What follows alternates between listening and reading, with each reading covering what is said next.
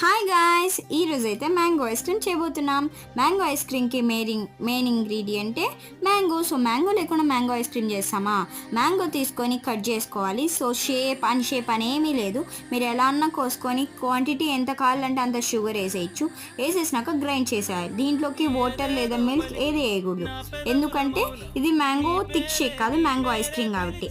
So ice cream moulds కూడా కావాలి. Ice cream moulds తీసుకొని సో దాంట్లోకి మనం గ్రైండ్ చేసింది ఫిల్ చేసేయాలి.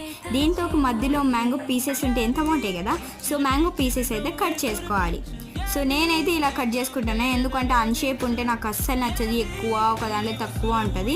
సో ఇలా అయితే ఈజీగా మనం వేసేసుకోవచ్చు కాబట్టి సో నేనైతే ఇలా వేసేసుకున్నాక సో కొంచెం నేను ఇలా కొట్టేటట్లు కొట్టాలి, ఎందుకంటే అప్పుడు అది లోపల సెటిల్ అవుతుంది కాబట్టి. సో డీప్ ఫ్రిడ్జ్లో పెట్టేయాలి.